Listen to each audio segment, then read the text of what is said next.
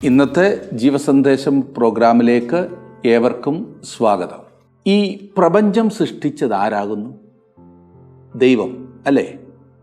അങ്ങനെയെങ്കിൽ അവൻ അത് എങ്ങനെ നിർവഹിച്ചു? കുഴയ്ക്കുന്ന ചോദ്യമാകുന്നു അല്ലേ? എന്നാൽ അതിനേക്കാൾ കുഴയ്ക്കുന്ന മറ്റൊരു ചോദ്യം ഞാൻ ചോദിക്കട്ടെ. ആരാണ് ഈ ദൈവത്തെ സൃഷ്ടിച്ചത്? അതിനുള്ള ഉത്തരം കണ്ടുപിടിക്കുവാൻ ശ്രമിച്ച് നമ്മുടെ ഒരു കവി പാടി, മനുഷ്യൻ മതങ്ങളെ സൃഷ്ടിച്ചു, മതങ്ങൾ ദൈവങ്ങളെ സൃഷ്ടിച്ചു എന്ന്. സത്യമാണ്. സ്വന്തം നിലനിൽപ്പിനായി, തങ്ങളുടെ സ്വാർത്ഥ ലക്ഷ്യങ്ങളുടെ പൂർത്തീകരണത്തിനായി മനുഷ്യർ തങ്ങൾക്ക് തടസ്സം നിൽക്കാത്ത എല്ലാ സൗകര്യങ്ങളും ഉണ്ടാക്കിത്തരുമെന്ന് കരുതുന്ന ദൈവങ്ങളെ സൃഷ്ടിച്ചു. തങ്ങളുടെ ചൊൽപ്പടിക്ക് നിൽക്കുന്ന ദൈവങ്ങൾ. എന്നാൽ ഞാൻ ചോദിച്ചത് അതല്ല. ഈ അഖിലാണ്ടത്തിൻ്റെ സൃഷ്ടാവായ സത്യ ദൈവം ആരാകുന്നു? മതങ്ങൾ കണ്ടുപിടിച്ചത് ദൈവങ്ങളെയാകുന്നു. എന്നാൽ ഞാൻ പറയുന്ന സൃഷ്ടാവായ ദൈവവും മതങ്ങളും തമ്മിൽ യാതൊരു ബന്ധവുമില്ല എന്ന യാഥാർത്ഥ്യം വിസ്മരിക്കരുത്.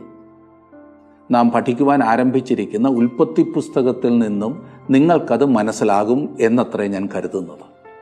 മുൻവിധികളൊക്കെ ഒന്ന് മാറ്റിവെച്ചിട്ട് ശ്രദ്ധയോടെ പഠിക്കണം. ഈ അഖിലാണ്ടത്തെയും അതിലുള്ള സകലത്തെയും സൃഷ്ടിക്കേണ്ട ആവശ്യം ദൈവത്തിനുണ്ടായിരുന്നില്ല എന്നത്രേ ഞാൻ കരുതുന്നത്. എന്നാൽ ഈ കാണുന്ന സകലതും സൃഷ്ടിക്കുവാൻ അവൻ തീരുമാനിച്ചു. എന്തുകൊണ്ട്? ദൈവം സ്നേഹമാകുന്നു. സ്നേഹം പ്രകടിപ്പിക്കുന്നത് എന്തിനോടെങ്കിലുമോ ആരോടെങ്കിലുമോ ഒക്കെ ആകുന്നു. തൻ്റെ സ്നേഹം പ്രകടിപ്പിക്കുവാൻ ദൈവം ഈ മനോഹരമായ പ്രപഞ്ചത്തിൽ മനുഷ്യനെയും സകല ചരാചരങ്ങളെയും സൃഷ്ടിച്ചു. ദൈവത്തിൻ്റെ സ്നേഹത്തെ ശാസ്ത്രീയ പ്രയോഗങ്ങൾ കൊണ്ട് അല്ലെങ്കിൽ കണ്ടുപിടുത്തങ്ങൾ കൊണ്ട് പരിമിതിപ്പെടുത്തുന്നതാണ് അപകടം. ദൈവം ഈ പ്രപഞ്ചത്തെയും അതിലുള്ള സകലത്തെയും സൃഷ്ടിച്ചത് മനുഷ്യരോടുള്ള, നിങ്ങളോടും എന്നോടുമുള്ള സ്നേഹം കൊണ്ടാകുന്നു എന്ന് വിശുദ്ധ ബൈബിൾ പഠിപ്പിക്കുന്നു. തൻ്റെ സ്വരൂപത്തിലും സാദൃശ്യത്തിലും സൃഷ്ടിക്കപ്പെട്ട തൻ്റെ മക്കളോടുള്ള സ്നേഹം ദൈവം പ്രകടമാക്കുന്നതാണ് ഉൽപ്പത്തി പുസ്തകത്തിൽ നാം ആദ്യം കാണുന്നത്. ഇന്നത്തെ പഠനത്തിൽ നിന്നും അത് മനസ്സിലാക്കുവാൻ ദൈവം താങ്കളെ സഹായിക്കണമേ എന്ന് ഞാൻ പ്രാർത്ഥിക്കുന്നു. നമുക്ക് പഠനത്തിലേക്ക് പ്രവേശിക്കാം. ഉൽപ്പത്തി പുസ്തകം 1-ാം അധ്യായത്തിന്റെ 1-ാം വാക്യത്തിൽ നാം വായിക്കുന്നത്, ആദിയിൽ ദൈവം ആകാശവും ഭൂമിയും സൃഷ്ടിച്ചു എന്നത്രേ. ഇന്നേ വരെ നടത്തിയിട്ടുള്ളതിൽ വെച്ച് ഏറ്റവും ഉന്നതമായൊരു പ്രസ്താവനയോടെയാണ് ബൈബിൾ ആരംഭിക്കുന്നത്. എന്നിരുന്നാൽ തന്നെ നാം ജീവിക്കുന്ന ഈ കാലത്ത് വളരെയേറെ വെല്ലുവിളികളെ നേരിട്ടുകൊണ്ടിരിക്കുന്ന ഒരു പ്രസ്താവനയാണിത് എന്നതിന് രണ്ടു പക്ഷമില്ല. ഈ വാക്യത്തിന് ശേഷം നാം കാണുവാൻ പോകുന്ന മനുഷ്യന്റെ സൃഷ്ടിപ്പും ജന്തുക്കളുടെ സൃഷ്ടിപ്പും ഒഴിച്ചാൽ വാസ്തവത്തിൽ സൃഷ്ടിപ്പിനെക്കുറിച്ചുള്ള രേഖ ഈ വാക്യത്തിൽ മാത്രമാണ് നാം കാണുന്നത്. എന്നാൽ ഇത് സൃഷ്ടിപ്പിന്റെ വിവരണമാകുന്നു, വളരെ ചുരുങ്ങിയൊരു വിവരണമാകുന്നു എന്ന് മാത്രം. യഥാർത്ഥത്തിലുള്ള സൃഷ്ടിപ്പിന്റെ വിവരണമാണിത്. സൃഷ്ടിപ്പിന്റെ വളരെ ചെറിയ വിവരണം മാത്രമാകുന്നു ദൈവം നമുക്ക് തന്നിരിക്കുന്നത് എന്നുള്ളത് തീർച്ചയായും ശ്രദ്ധേയമായ വസ്തുത തന്നെയാണ്. ഇവിടെ ഉയർന്നു വരുന്ന ഏതാനും സംശയങ്ങളുണ്ട്. ഇങ്ങനെ ഒരു പ്രത്യേക ഭാഗം തന്നപ്പോൾ ദൈവം എന്താണ് ആഗ്രഹിച്ചത്? ഇതെഴുതിയ എഴുത്തുകാരന്റെ ലക്ഷ്യം എന്തായിരുന്നിരിക്കും? ഭൂഗർഭശാസ്ത്രത്തെക്കുറിച്ച് പഠിപ്പിക്കുകയായിരുന്നോ അവന്റെ ലക്ഷ്യം? ഈ പ്രത്യേക ഭാഗത്തെക്കുറിച്ച് വളരെയേറെ വാദങ്ങളും ഭിന്നാഭിപ്രായങ്ങളും നിലനിൽക്കുന്നുണ്ട്. സകലത്തിന്റെയും ഉൽപ്പത്തി ഏറ്റവും വലിയ വിവാദ വിഷയമാണ്. ഇത് പരസ്പര വിരുദ്ധമായ പല സിദ്ധാന്തങ്ങൾക്കും വഴി തെളിച്ചിട്ടുണ്ട്. എല്ലായ്പ്പോഴും മനുഷ്യരുടെ അഭ്യൂഹങ്ങളും അവയിൽ ഉൾക്കൊണ്ടിരിക്കും. അതിൻ്റെയൊക്കെ അന്തിമ ഫലം ദൈവത്തിന്റെ വ്യക്തമായ ശബ്ദം കേൾപ്പാൻ കഴിയാത്തതുപോലെ മനുഷ്യ ശബ്ദങ്ങൾ ഉയർന്നു നിൽക്കുന്നു എന്നതാണ്. വാസ്തവത്തിൽ അങ്ങേയറ്റങ്ങളിൽ അല്ലെങ്കിൽ എക്സ്ട്രീം പൊസിഷൻസിൽ നിൽക്കുന്ന രണ്ടു കൂട്ടർ ഈ വിഷയത്തിന് മങ്ങലേൽപ്പിച്ചിരിക്കുന്നത് നമുക്ക് കാണാവുന്നതാണ്. ഈ കൂട്ടർ തങ്ങളുടെ അനുമാനങ്ങളുടെ കടുംപിടുത്തത്തിലും ദുർവാശിയിലും മനുഷ്യരുടെ ഗ്രഹണശക്തിയെ കലക്കിക്കളഞ്ഞു. ഇവരിൽ ഒരു കൂട്ടർ തങ്ങളുടെ സങ്കല്പമായ ജീവശാസ്ത്രപരവും തത്വശാസ്ത്രപരവുമായ പരിണാമമാകുന്നു സുവിശേഷ സത്യമെന്ന് കടുംപിടുത്തം പിടിക്കുന്നവരാണ്. ഇത് സങ്കല്പമാണ്. അവരുടെ സാങ്കല്പിക പ്രത്യക്ഷ പ്രമാണം ശാസ്ത്രത്തിന്റെ കണ്ടുപിടുത്തമാണെന്നത്രേ അവരുടെ വാദം. നാം അത് വിശദമായി ചിന്തിക്കുന്നതാണ്. ഇനിയും വേറൊരു കൂട്ടരുണ്ട്, അവര് അങ്ങേ എക്സ്ട്രീമാണ്. ഇവർ പ്രധാനമായും ചെറുപ്പക്കാരും ധാർഷ്ട്യക്കാരുമായ ദൈവശാസ്ത്രജ്ഞരാണ്. രണ്ടുപേരും ബൈബിളിൽ നിന്ന് തന്നെയാ പറയുന്നത്. ഈ രണ്ടാമത്തെ കൂട്ടർ ദൈവം എങ്ങനെയാണ് സൃഷ്ടിപ്പ് നടത്തിയത് എന്ന വസ്തുത തങ്ങളുടെ അസാധാരണ ബുദ്ധിജ്ഞാനത്താൽ കണ്ടുപിടിച്ചവരാണ് തങ്ങളെന്നാണ് കരുതുന്നത്.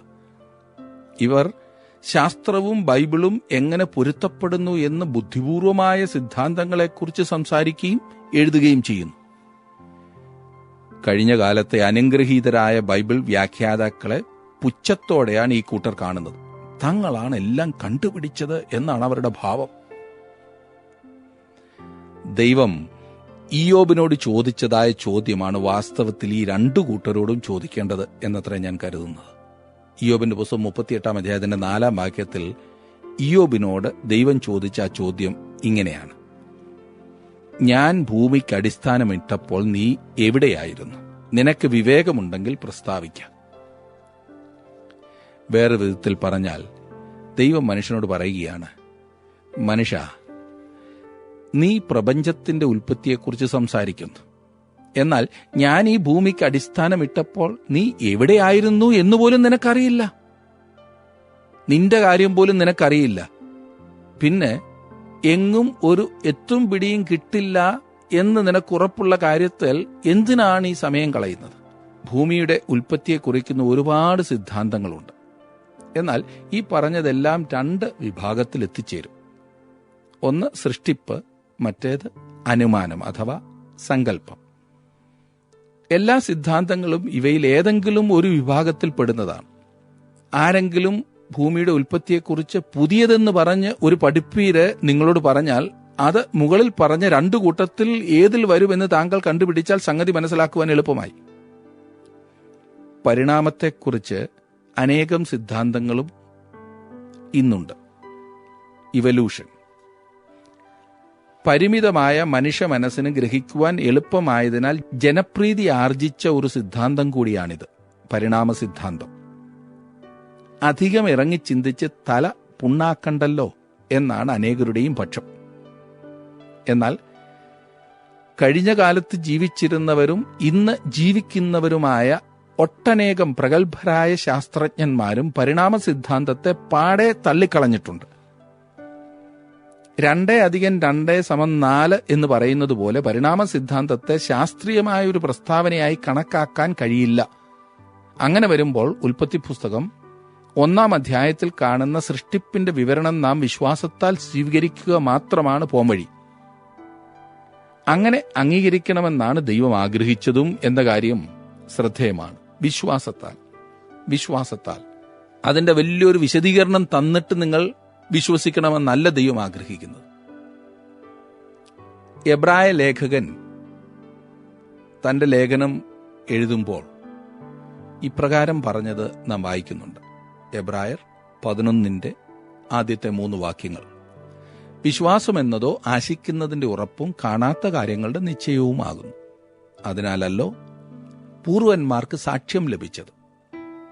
ഈ കാണുന്ന ലോകത്തിന് ദൃശ്യമായതല്ല കാരണം എന്ന് വരുമാറ് ലോകം ദൈവത്തിന്റെ വാക്കിനാൽ, അതായത് ദൈവത്തിന്റെ വചനത്താൽ നിർമ്മിക്കപ്പെട്ടു എന്ന് നാം വിശ്വാസത്താൽ അറിയുന്നു. അങ്ങനെ ഇന്നും ഈ വലിയ പ്രശ്നം അവശേഷിക്കുന്നു. എങ്ങനെയാണ് ഈ ഒന്നുമില്ലായ്മയിൽ നിന്നും എന്തോ ഒന്ന് ഉണ്ടാകുന്നത്? അതിനുള്ള ഒരു ഉത്തരത്തിൽ എത്തിച്ചേരുവാനുള്ള ഒരേ ഒരു വഴി ഒന്നുകിൽ വിശ്വാസം, അല്ലാത്ത പക്ഷം അനുമാനം. എന്നാൽ അനുമാനം അശാസ്ത്രീയമാകുന്നു എന്ന് മറക്കരുത്. അത് ഊഹമാണല്ലോ, സങ്കല്പം. ഇനിയും ഉൽപ്പത്തിയെക്കുറിച്ചുള്ള സകലത്തിന്റെയും ഉത്ഭവത്തെക്കുറിച്ചുള്ള ചില സിദ്ധാന്തങ്ങൾ നമുക്കൊന്ന് പരിശോധിക്കാം. അതിലേക്ക് കടക്കുന്നതിന് മുൻപ് ഞാൻ ഓർപ്പിക്കട്ടെ, ശാസ്ത്രീയമായ പരിഹാരം നാം അംഗീകരിച്ചേ മതിയാകൂ എന്ന് പറയുന്ന ആളുകളുണ്ട്. അങ്ങനെ പറയുന്നവരോട് എനിക്കുള്ള ഒരു ചോദ്യം: ഏതാണ് ഈ ശാസ്ത്രീയമായ പരിഹാരം? പറയാമോ?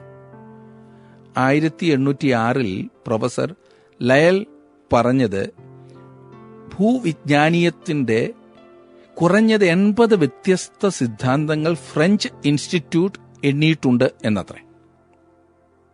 ഈ പറഞ്ഞവയെല്ലാം ബൈബിളിൽ പറഞ്ഞിരിക്കുന്നതിനോട് യോജിക്കുന്നവയുമാണ്. വിചിത്രമെന്ന് പറയട്ടെ, ഈ പറയുന്നതിൽ ഒരൊറ്റ സിദ്ധാന്തവും ഇന്ന് ആരും പരിഗണിക്കുന്നില്ല. ഉൽപ്പത്തി പുസ്തകം എഴുതുമ്പോൾ ദൈവം ഉപയോഗിച്ച മനുഷ്യകരം മോശയായിരുന്നല്ലോ. ഞാൻ കരുതുന്നത് സൃഷ്ടിപ്പിനെ സംബന്ധിക്കുന്ന ഇന്നത്തെ ഈ വാദപ്രതിവാദങ്ങളും സ്വൈര്യക്കേടും ഒക്കെ കണ്ട് മോശ ചിരിക്കുന്നുണ്ടാകുമെന്നത്രേ. ഒരു ശാസ്ത്രീയമായ രേഖ നൽകണമെന്ന ലക്ഷ്യത്തോടെ അല്ലല്ലോ മോശ ഇത് എഴുതിയത്. പൗലോസ് തിമത്തിയോസിന് ലേഖനം എഴുതുമ്പോൾ 2-ാമത്തെ ലേഖനം 3-ാം അധ്യായത്തിന്റെ 16-17 വാക്യങ്ങളിൽ ഇങ്ങനെ പറഞ്ഞു. ബൈബിൾ എഴുതപ്പെട്ടതിന്റെ ഉദ്ദേശമാകുന്നു അദ്ദേഹം പറഞ്ഞത്, എല്ലാ തിരുവെഴുത്തും ദൈവശ്വാസീയമാകയാൽ ദൈവത്തിന്റെ മനുഷ്യൻ സകല സൽപ്രവൃത്തിക്കും വക പ്രാപിച്ച് തികഞ്ഞവനാകേണ്ടതിന് ഉപദേശത്തിനും ശാസനത്തിനും ഗുണീകരണത്തിനും നീതിയിലെ അഭ്യാസത്തിനും പ്രയോജനമുള്ളതാകുന്നു. ശ്രദ്ധിച്ചോ, തിരുവചനം നൽകിയിരിക്കുന്നത് ദൈവമക്കൾ തികഞ്ഞവരാകേണ്ടതിന്, പക്വതയുള്ളവരാകേണ്ടതിന്, നീതിയിലെ അഭ്യാസത്തിനാണ്, അല്ലാതെ ശാസ്ത്രം പഠിപ്പിക്കാനല്ല. ബൈബിൾ എഴുതിയിരിക്കുന്നത് മനുഷ്യരെ ജിയോളജി പഠിപ്പിക്കുവാനോ ബയോളജി പഠിപ്പിക്കുവാനോ അല്ല. സൈക്കോളജിയുമല്ല ഇതിലെ വിഷയം. പിന്നെയോ മനുഷ്യന് ദൈവവുമായുള്ള ബന്ധം പറഞ്ഞു തരുവാനും മനുഷ്യനെക്കുറിച്ച് ദൈവം ആഗ്രഹിക്കുന്നതും രക്ഷിക്കപ്പെടുവാൻ മനുഷ്യൻ ചെയ്യേണ്ടത് എന്തെന്ന് കാണിച്ചു തരുവാനുമാകുന്നു. ഉൽപ്പത്തി പുസ്തകത്തിന്റെ ആദ്യ ഭാഗത്ത് വേണമെങ്കിൽ താങ്കൾക്കിത് ഇപ്രകാരം എഴുതാവുന്നതാണ്: രക്ഷ പ്രാപിപ്പാൻ ഞാൻ എന്തു ചെയ്യണം? അതാണ് ഇതിനകത്തെ വിഷയം.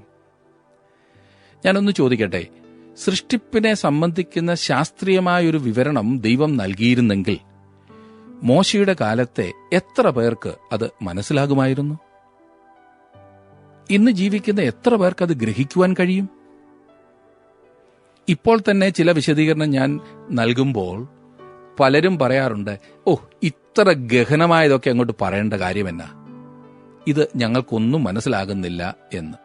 ഇതൊന്നും കടിച്ചാൽ പൊട്ടുന്നതല്ല എന്നതാണ് പലരുടെയും വാദം. അങ്ങനെ പറഞ്ഞ സമയം കളയരുത് എന്ന് എന്നെ ഫോണിൽ വിളിച്ചു പറയുകയും കത്തെഴുതി സംസാരിക്കുകയും ചെയ്യുന്ന ആളുകളുണ്ട്. മനസ്സിലായോ? നിങ്ങൾ പ്രകടിപ്പിച്ച ആ അഭിപ്രായം ശരി തന്നെയാണ്. വിജ്ഞാനികൾക്ക് മാത്രമായി എഴുതപ്പെട്ടിട്ടുള്ളതല്ല ദൈവവചനമാകുന്ന ബൈബിൾ. പിന്നെയോ എല്ലാ കാലത്തും ജീവിക്കുന്ന, എല്ലാ ദേശങ്ങളിലും പാർക്കുന്ന സാധാരണക്കാരെയും ഉദ്ദേശിച്ചെഴുതപ്പെട്ടിട്ടുള്ളതാണ്. അഥവാ ഏറ്റവും വിദ്യാഭ്യാസമില്ലാത്ത ഒരാൾ പോലും ഇത് വായിക്കുമ്പോൾ മനസ്സിലാകുവാൻ കഴിയുന്ന വിധത്തിൽ എഴുതപ്പെട്ടിട്ടുള്ളതാണ് ദൈവത്തിന്റെ വചനം. ബൈബിൾ മോശയുടെ കാലത്തെ ശാസ്ത്രീയ വിവരണത്തോടെ അന്നത്തെ സാങ്കേതിക ഭാഷയിൽ എഴുതപ്പെട്ടിരുന്നെങ്കിൽ പണ്ടേ അത് തള്ളിക്കളഞ്ഞേനുമില്ലേ? അതുകൊണ്ട് പ്രപഞ്ചത്തിന്റെ ഉത്ഭവത്തെ സംബന്ധിക്കുന്ന ഒട്ടനേകം വ്യാഖ്യാനങ്ങൾ മനുഷ്യർ മുൻപോട്ട് വെച്ചു. അതിലൊന്ന് മായാവാദം ആകുന്നു. സകലതും മായ എന്ന ചിന്ത. തീർച്ചയായും അങ്ങനൊരു വ്യാഖ്യാനം സത്യത്തിന് നിരക്കാത്തതാണ് എന്നതിന് രണ്ടു പക്ഷമില്ല. എന്നിരുന്നാലും ആ സിദ്ധാന്തത്തെ മുറുകെ പിടിക്കുന്ന അനേകരുണ്ട്. എളുപ്പമുണ്ടല്ലോ, ഇല്ലേ? മായ മായ തീർന്നു. പിന്നെ ചിന്തിച്ച് തല പുണ്ണാക്കുകയേ വേണ്ടല്ലോ, വിശദീകരിച്ച് സമയം കളയുകയും ചെയ്യേണ്ടതില്ല. മറ്റൊരു കൂട്ടർ വിശ്വസിക്കുന്നത് ഈ പ്രപഞ്ചം ഒന്നുമില്ലായ്മയിൽ നിന്നും സ്വയം പ്രവർത്തിതമായി എന്നാണ്, സ്പോണ്ടേനിയസ് ആയി ഉണ്ടായി എന്നത്രേ. ഒരു വിധത്തിൽ പറഞ്ഞാൽ ഇത് തന്നെയാണ് ബൈബിളും പറയുന്നത്. അത്രയും പറഞ്ഞ് നിർത്തുകയല്ല, പിന്നെയോ അല്പം കൂടി മുൻപോട്ട് പോയി ബൈബിൾ പറയുന്നു, ദൈവമാണ് ഇവയെല്ലാം ഉണ്മയിലേക്ക് കൊണ്ടുവന്നത്, ദൈവം ഇതെല്ലാം സൃഷ്ടിച്ചു എന്ന്. മറ്റൊരു പഠിപ്പീര്, ഈ കാണുന്ന പ്രപഞ്ചത്തിന് ആരംഭം എന്നൊന്നില്ല, പിന്നെയോ ശാശ്വതമായ അനാദ്യന്തമായ ഒന്നത്രേ എന്നാകുന്നു. നാലാമത്തെ വ്യാഖ്യാനം പ്രപഞ്ചം സൃഷ്ടിക്കപ്പെട്ടതാകുന്നു എന്നത്രേ. ഈ ചിന്തയെ ഒട്ടനേകം വ്യത്യസ്തങ്ങളായ സിദ്ധാന്തങ്ങളുമായി നാം തുലനം ചെയ്യേണ്ടതാണ്. പ്രത്യേകിച്ച് ഈ ഒട്ടനേകം സിദ്ധാന്തങ്ങളായി ഇതിനെ വിഭജിച്ചിട്ടുണ്ട്. പ്രപഞ്ചത്തിന്റെ ഉത്ഭവത്തെ വിശദീകരിക്കുവാൻ മനുഷ്യൻ ശ്രമിച്ചുകൊണ്ടിരിക്കുന്ന കാഴ്ചയാണ് നാം കണ്ടുകൊണ്ടിരിക്കുന്നത്. അതിലേറ്റവും ഒടുവിലത്തേതായി നാം കേട്ടത് 2012 ജൂലൈ 4 കണിക സിദ്ധാന്താടിസ്ഥാനത്തിൽ പ്രപഞ്ചോൽപത്തിയെക്കുറിച്ചുള്ള പഠനങ്ങളിൽ ഒരു അടിസ്ഥാന കണികയായ ഹിഗ്സ് ബോസോണിന്റെ അസ്തിത്വം തെളിയിച്ച വിവരം. പലരും പേപ്പറിൽ വായിച്ചല്ലോ, ദൈവകണം, ഇംഗ്ലീഷിൽ ഗോഡ് പാർട്ടിക്കിൾ എന്ന് വിശേഷിപ്പിച്ച ഈ കണ്ടുപിടുത്തത്തെക്കുറിച്ച് കേട്ടപ്പോൾ ബഹുഭൂരിപക്ഷം ആളുകളും ചിന്തിച്ചത് ദൈവത്തെ കണ്ടുപിടിച്ചു എന്നോ ദൈവത്തെ ഉണ്ടാക്കിയിരിക്കുന്ന ആറ്റം കണിക കണ്ടുപിടിച്ചു എന്നൊക്കെയാണ്. നമ്മുടെ പഠനത്തിൽ അതും നമുക്ക് അല്പം ചിന്തിക്കാവുന്നതാണ്. അതിനു മുൻപ് ഞാൻ പ്രപഞ്ചോൽപത്തിയെക്കുറിച്ച് ഉണ്ടായിട്ടുള്ള മറ്റ് ചില സിദ്ധാന്തങ്ങളെക്കുറിച്ച് അല്പം വിശദീകരിക്കട്ടെ. ഇതിൽ ചിലതൊക്കെ മനസ്സിലാക്കിയിരിക്കുന്നത് താങ്കൾക്ക് പ്രയോജനം ചെയ്യും. കാരണം പല തെറ്റായ പഠിപ്പീരുകളും ശരിയുടെ രൂപത്തിൽ അവതരിപ്പിക്കുമ്പോൾ നാം അറിയാതെ അതിലേക്ക് ചാഞ്ഞു പോകുവാൻ സാധ്യതയുണ്ട്. ജ്യോതിശാസ്ത്രജ്ഞന്മാർ പോലും പരിഗണിക്കുന്ന കുറഞ്ഞത് 3 സിദ്ധാന്തങ്ങളുണ്ട് പ്രപഞ്ചത്തിന്റെ ഉൽപ്പത്തിയെക്കുറിച്ചിട്ടുള്ളത്. നമുക്ക് അതൊന്ന് നോക്കാം. ആദ്യത്തേത് സ്റ്റഡി സ്റ്റേറ്റ് സിദ്ധാന്തം, രണ്ടാമത്തേത് ബിഗ് ബാങ് സിദ്ധാന്തം, ഞാനത് അങ്ങ് ഇംഗ്ലീഷിൽ തന്നെ പറയുകയാണ്. മൂന്നാമത്തേത് ഓസിലേറ്റിംഗ് സിദ്ധാന്തം. ഈ പേരുകൾ ഇംഗ്ലീഷിൽ തന്നെ കിടക്കട്ടെ എന്ന് ഞാൻ ചിന്തിച്ചു. കാരണം ഞാനത് വിശദീകരിക്കുമ്പോൾ താങ്കൾക്ക് മനസ്സിലാകും. അല്ലെങ്കിൽ ഇതിന് ചേരുന്ന പദങ്ങൾ മലയാളത്തിൽ ഞാൻ വിശദീകരിച്ചാൽ ഈ ഇംഗ്ലീഷിൽ പറഞ്ഞത് മനസ്സിലായ അത്രയും പോലും നിങ്ങൾക്ക് ഒരുപക്ഷെ മനസ്സിലായില്ല എന്ന് വരും. കാലിഫോർണിയ ഇൻസ്റ്റിറ്റ്യൂട്ട് ഓഫ് ടെക്നോളജിയിലെ സയന്റിസ്റ്റ് ആയിരുന്ന ഡോക്ടർ വില്യം എ ബൗൺ, അദ്ദേഹം പറഞ്ഞത് പുതിയ കണ്ടുപിടുത്തങ്ങൾ ഈ സ്റ്റഡി സ്റ്റേറ്റ് സിദ്ധാന്തം തെറ്റാകുന്നു എന്നത്രേ കാണിക്കുന്നത്. പ്രപഞ്ചം എല്ലായ്പ്പോഴും ഉണ്ടായിരുന്നുവെന്നും പുതിയ പുതിയ പദാർത്ഥങ്ങൾ നിരന്തരം ഉൽപ്പാദിപ്പിക്കപ്പെട്ടുകൊണ്ടിരുന്നു എന്നുമാണ് സ്റ്റഡി സ്റ്റേറ്റ് സിദ്ധാന്തം പഠിപ്പിക്കുന്നത്. അനേകം വർഷങ്ങൾക്കപ്പുറം അതായിരുന്നു അംഗീകരിക്കപ്പെട്ടിരുന്ന സിദ്ധാന്തം. എന്നാൽ പിന്നീട് പ്രപഞ്ചത്തിന്റെ ഉൽപ്പത്തിയെ സംബന്ധിക്കുന്ന പുതിയ വ്യാഖ്യാനങ്ങൾ ഉണ്ടായി വന്നു. ഈ പറഞ്ഞ ഡോക്ടർ വില്യം എ ബോം വിശ്വസിച്ചതും പഠിപ്പിച്ചതും ബിഗ് ബാങ് സിദ്ധാന്തമാണ്. ബിഗ് ബാങ് പഠിപ്പിക്കുന്നത് കോടിക്കണക്കിന് വർഷങ്ങൾക്കപ്പുറം ഒരു വലിയ സ്ഫോടനമുണ്ടായി എന്നും 1000 കോടി വർഷങ്ങൾക്ക് ശേഷം ഇനിയും പഴയതുപോലെ ഒരു വൻ സ്ഫോടനം ഉണ്ടാകുവാൻ പോകുന്നു എന്നുമാണ്. ഇനിയും ഉണ്ടാകുവാൻ പോകുന്ന സ്ഫോടനത്തെക്കുറിച്ച് നിങ്ങളാരും ഭയപ്പെടണ്ട കേട്ടോ. അതിനകത്ത് പെട്ട് ആകെ തകർന്നു പോകുമെന്നൊക്കെ ചിന്തിച്ചാൽ ഇത് 1000 കോടി വർഷം കഴിഞ്ഞതിന് ശേഷമേ ഉള്ളൂ. കാരണം ഞാൻ പറയാതെ തന്നെ നിങ്ങൾക്കറിയാം, 100 തികയ്ക്കാൻ ഇവിടെ ഓരോരുത്തർ പാടുപെടുന്ന പെടാപ്പാട് നമുക്കൊക്കെ അറിയാം. പരിണാമ സിദ്ധാന്തത്തെക്കുറിച്ച് ഒരു വലിയ സ്ഫോടനത്തിന്റെ ഫലമായി ജീവൻ ഉത്ഭവിച്ചു എന്ന് പറയുന്ന സിദ്ധാന്തത്തോട് പ്രശസ്ത ജീവശാസ്ത്രജ്ഞനായിരുന്ന എഡ്വിൻ കോങ്ക്ലിൻ പ്രതികരിച്ചത് ഇനിയും പറയും പ്രകാരമായിരുന്നു. എഡ്വിൻ കോങ്ക്ലിൻ പറയുകയാണ്, ഒരു അച്ചടിശാലയിൽ ഉണ്ടായ ഒരു വൻ സ്ഫോടനത്തിന്റെ ഫലമായി ഒരു വലിയ നിഘണ്ടു പുറത്തു വന്നു എന്ന് പറയുന്നതിന് തുല്യമാണ് പ്രപഞ്ചത്തിലുണ്ടായ ഒരു വൻ സ്ഫോടനത്തിന്റെ ഫലമായി ജീവൻ ഉത്ഭവിച്ചു എന്ന് പറയുന്നത്. ഭൂമിയുടെ ഉൽപ്പത്തിയെക്കുറിച്ചും ജീവന്റെ തുടക്കത്തെക്കുറിച്ചുമൊക്കെ വളരെയേറെ സിദ്ധാന്തങ്ങൾ ഇന്ന് നിലവിലുണ്ട്. കൂടുതൽ കൂടുതൽ വന്നുകൊണ്ടും ഇരിക്കുന്നു. അതെല്ലാം വിശദീകരിക്കുവാൻ പോയാൽ നമ്മുടെ പഠനത്തിന്റെ സമയം നഷ്ടമാകും. നാം ഇവിടെ തന്നെ ഇങ്ങനെ കറങ്ങി നിൽക്കും. മുൻപോട്ട് പഠിക്കാൻ ഒട്ടും സമയം കിട്ടത്തുമില്ല. ഈ പറയുന്നതൊക്കെ മുഴുവൻ തെറ്റാകുന്നു എന്ന് സമർത്ഥിക്കുവാനല്ല ഞാൻ ശ്രമിക്കുന്നത് കേട്ടോ. അങ്ങനെ ചിന്തിക്കരുത്. പ്രഗത്ഭരായ ശാസ്ത്രജ്ഞന്മാരുടെ വർഷങ്ങളിലെ പ്രയത്നത്താൽ കണ്ടുപിടിക്കപ്പെട്ട ഈ വ്യത്യസ്ത സിദ്ധാന്തങ്ങളിൽ വളരെയേറെ യാഥാർത്ഥ്യങ്ങൾ ഇല്ലാതില്ല. എന്നാൽ അവരാരും ശരിയായ ഒരു ഉത്തരത്തിൽ എത്തിച്ചേർന്നിട്ടില്ല എന്നതാണ് ഞാൻ പറഞ്ഞു വരുന്നത്. അത്രയേ ഉള്ളൂ. ഭാഗികമായ സത്യം വാസ്തവത്തിൽ കള്ളമാകുന്നു എന്ന് മറക്കരുത്. എല്ലാ മതങ്ങളും കുറെ സത്യങ്ങൾ പറയുന്നുണ്ട്. അതുകൊണ്ട് അത് മുഴുവൻ സത്യമാകുന്നില്ല. മുഴുവൻ സത്യമാണ് നമുക്ക് ആവശ്യം. ഉദാഹരണത്തിന് പിശാച് ഹവ്വായോട് പറഞ്ഞതിൽ സത്യമുണ്ടായിരുന്നു, ഇല്ലേ? നിങ്ങൾ തിന്നരുതെന്ന് ദൈവം പറഞ്ഞ പഴം തിന്നാൽ നിങ്ങൾ മരിക്കയില്ല. ശരിയാണ്, മനുഷ്യൻ ശാരീരികമായി മരിച്ചില്ല. എന്നാൽ പിശാച് പറഞ്ഞത് കള്ളമായിരുന്നു എന്ന് നമുക്കറിയാം. കാരണം ദൈവത്തിന്റെ സത്യത്തെ അവൻ തെറ്റായി വ്യാഖ്യാനിച്ചു. പലരും പറയുന്നതിൽ സത്യമുണ്ട്, എന്നാൽ മുഴുവൻ സത്യം പറയാത്തതിനാൽ അവർ പറയുന്നതിൽ നിന്നും ആർക്കും പ്രയോജനം ഉണ്ടാകുന്നില്ല. പിന്നെയോ ദോഷം മാത്രമുണ്ടാകുന്നു. പരക്കെ പ്രചാരത്തിലുള്ളതും ബഹുഭൂരിപക്ഷം സത്യമെന്ന് ധരിച്ചു വച്ചിരിക്കുന്നതുമായ പരിണാമ സിദ്ധാന്തത്തെക്കുറിച്ച് പറഞ്ഞുകൊണ്ട് ഞാൻ നമ്മുടെ വിഷയത്തിലേക്ക് പ്രവേശിക്കുവാൻ ആഗ്രഹിക്കുകയാണ്. പരിണാമ സിദ്ധാന്തത്തെ പല പല വ്യത്യസ്തങ്ങളായ ഘടകങ്ങളായും വീക്ഷണങ്ങളിലൂടെയും തിരിച്ചിരിക്കുന്നത് നമുക്ക് കാണാവുന്നതാണ്. ഇതൊരിക്കലും ഒരു സത്യമായി തെളിവുകൊണ്ട് ബോധ്യപ്പെടുത്തപ്പെട്ടിട്ടില്ല, തെളിയിച്ചിട്ടില്ല എന്ന് ചുരുക്കം. ശാസ്ത്രജ്ഞന്മാരായി അഭിനയിച്ച് ഇന്ന് നമ്മുടെ കലാശാലകളിൽ പഠിപ്പിക്കുന്നവർക്ക് നീതിയുക്തമായ സത്യസന്ധമായ ഒരു കാഴ്ചപ്പാട് നൽകുവാൻ സാധിക്കുന്നില്ല എന്നത് നിർഭാഗ്യകരം തന്നെ. അതെങ്ങനെയാണ് അവർക്ക് സാധിക്കുന്നത്? അവർക്കറിയാവുന്നത് ഒരേ ഒരു വീക്ഷണം മാത്രമാകുന്നുവല്ലോ. ശാസ്ത്രജ്ഞന്മാരുടെ ഇടയിൽ പോലും പരിണാമ സിദ്ധാന്തത്തെക്കുറിച്ച് ഏകാഭിപ്രായമില്ല എന്നത് വിചിത്രം തന്നെ. ഇംഗ്ലണ്ടിലെ സൗത്ത് ആംപ്ടൺ യൂണിവേഴ്സിറ്റിയിലെ ഫിസിയോളജി ബയോകെമിസ്ട്രി ഡിപ്പാർട്ട്മെന്റിലെ പ്രൊഫസറായിരുന്ന ഡോക്ടർ G.A. കെർക്കട്ടിന്റെ ദ ഇംപ്ലിക്കേഷൻസ് ഓഫ് ഇവല്യൂഷനിൽ നിന്നും ഒരു ഉദ്ധരണി ഞാൻ ഇനിയും പറയാം. ഡോക്ടർ കെർക്കട്ട് ഒരു പരിണാമവാദി ആയിരുന്നിട്ടും ഇപ്രകാരം എഴുതി: ജീവനുള്ള പല ജന്തുക്കളും കാലക്രമേണ മാറ്റങ്ങളിലൂടെ കടന്നുപോയി പുതിയ ഇനങ്ങളായി രൂപപ്പെടുന്നു എന്നൊരു സിദ്ധാന്തമുണ്ട്. ഇതിനെ അസാധാരണമായ പരിണാമ സിദ്ധാന്തം എന്ന് വിളിക്കാവുന്നതാണ്. ഇത് ചിലയിടങ്ങളിൽ പരീക്ഷണത്തിലൂടെ തെളിയിക്കാവുന്നതുമാണ്.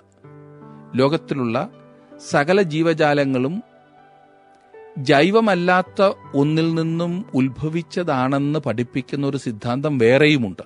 ഇതിനെ പൊതുവായ പരിണാമ സിദ്ധാന്തം എന്നും വിളിക്കാവുന്നതാണ്. ഈ സിദ്ധാന്തത്തെ നാം പരിഗണിക്കുവാൻ ഇതിനെ നിലനിർത്തുന്ന തെളിവുകൾ വേണ്ടത്ര ബലവത്തല്ലെന്നും ഇത് പരീക്ഷണത്തിനുതകുന്ന സാങ്കല്പിക സിദ്ധാന്തമായി മാത്രം കണ്ടാൽ മതിയെന്നും ആകുന്നു അദ്ദേഹം പറഞ്ഞു പിടിപ്പിച്ചത്. പരിണാമവാദിയായിരുന്ന സ്വീഡിഷ് സസ്യശാസ്ത്രജ്ഞൻ ഡോക്ടർ ഹെർബർട്ട് നിൽസൺ ഇപ്രകാരം എഴുതുകയുണ്ടായി: പരീക്ഷണങ്ങളിലൂടെ പരിണാമ സിദ്ധാന്തം ശരിയെന്ന് തെളിയിക്കുവാൻ കഴിഞ്ഞ 40 വർഷങ്ങളിൽ ഞാൻ പരിശ്രമിച്ചത് മുഴുവനായും പരാജയപ്പെട്ടു. പരിണാമവാദത്തിനെതിരായ മുൻവിധിയോടുകൂടി ഞാൻ ആരംഭിച്ചു എന്നെങ്കിലും എന്നെ കുറ്റപ്പെടുത്താവുന്നതാണ്. ലഭ്യമായ ജീവശാസ്ത്ര വസ്തുക്കൾ വെച്ചുകൊണ്ട് ഒരു മനുഷ്യക്കോലം പോലും ഉണ്ടാക്കുവാൻ കഴിയില്ല എന്നത് തള്ളിക്കളയാൻ കഴിയാത്ത യാഥാർത്ഥ്യമാകുന്നു. പരിണാമം എന്ന ആശയം തികച്ചും വിശ്വാസത്തിൽ മാത്രം നിലകൊള്ളുന്ന ഒന്നത്രേ.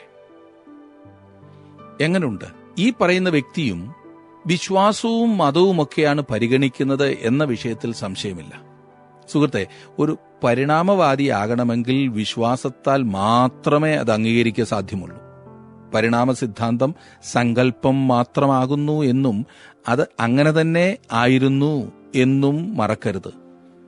നിർഭാഗ്യവശാൽ ഒരുപാട് ആളുകൾ അത് യാഥാർത്ഥ്യമെന്ന് കണ്ട് അംഗീകരിച്ചിട്ടുണ്ട്. പരിണാമ സിദ്ധാന്തം അംഗീകരിച്ചത് അത് വലിയ ശാസ്ത്രീയമായൊരു കാര്യമായതുകൊണ്ടൊന്നുമല്ല, പെട്ടെന്ന് മനസ്സിലാക്കാൻ എളുപ്പമുണ്ട് എന്നുള്ള ഒരു ചിന്ത കൊണ്ടാണ്. തങ്ങൾ വിജ്ഞാന വിരോധികളല്ല എന്ന് കാണിക്കുവാൻ വേണ്ടി ചില വർഷങ്ങൾക്ക് മുൻപ് ഒരു കൂട്ടം വേദശാസ്ത്രജ്ഞന്മാർ ദൈവവിശ്വാസ പരിണാമവാദം എന്നൊരു സിദ്ധാന്തത്തെ അംഗീകരിക്കുവാൻ ആരംഭിച്ചു. തിയിസ്റ്റിക് ഇവല്യൂഷൻ.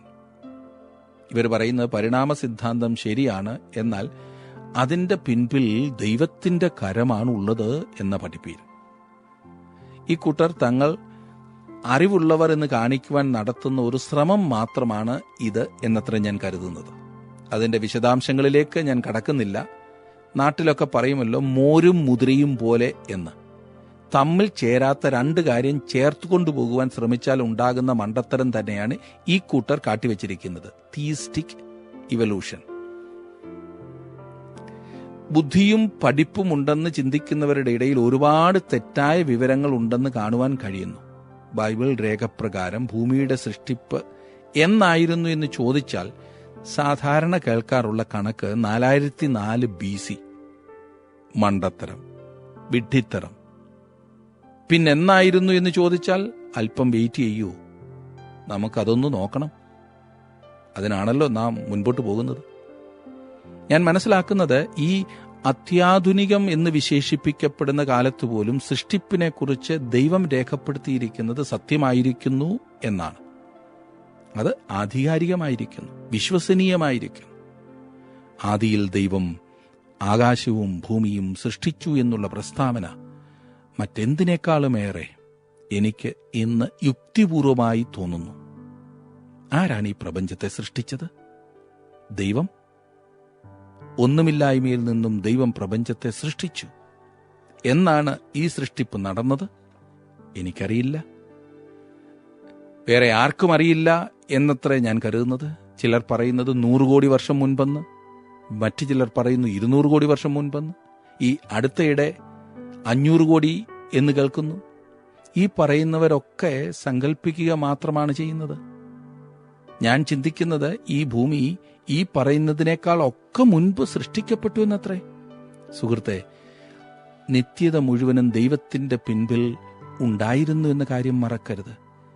കഴിഞ്ഞ കോടാനുകോടി വർഷങ്ങൾ മുഴുവൻ ദൈവം എന്ത് ചെയ്യുകയായിരുന്നു എന്നാണ് താങ്കൾ കരുതുന്നത്? താങ്കളും ഞാനും രംഗത്തു വരുന്നത് വരെ ദൈവം കാത്തിരിക്കുകയായിരുന്നോ? തീർച്ചയായുമല്ല. അവൻ തിരക്കിലായിരുന്നു. അവൻ നമ്മോട് അധികമൊന്നും പറഞ്ഞിട്ടില്ല. തനിക്കറിയാവുന്നതിൽ കൂടുതൽ അറിയാമെന്ന് അവകാശപ്പെടുന്നത് ചെറിയ മനുഷ്യരായ നമ്മെ സംബന്ധിച്ചിടത്തോളം മര്യാദകേടാണല്ലേ? അതുകൊണ്ട് ദൈവം വെളിപ്പെടുത്തി തന്നിട്ടുള്ളത് വിശ്വസിക്കുകയും അംഗീകരിക്കുകയും ചെയ്യുകയാണ് നമുക്കൊക്കെ ചെയ്യുവാൻ സാധിക്കുന്ന ഏറ്റവും നല്ല കാര്യം. മുൻപോട്ട് പഠിക്കുമ്പോൾ നിങ്ങൾക്കത് കുറെ കൂടെ മനസ്സിലാകും. അതുകൊണ്ട് പ്രാർത്ഥനയോടെ ഈ പഠനത്തിൽ തുടർന്നും നിങ്ങൾ ചേർന്നാട്ടെ. ഇന്നത്തെ പഠനം നിങ്ങൾക്ക് അനുഗ്രഹപ്രദമായിരുന്നു എന്ന് വിശ്വസിക്കുന്നു. തുടർന്നും ദൈവവചനം പഠിക്കുവാൻ നിങ്ങൾ ഞങ്ങളോടൊപ്പം സഹകരിച്ചാൽ ദൈവം നിങ്ങളെ അനുഗ്രഹിക്കട്ടെ.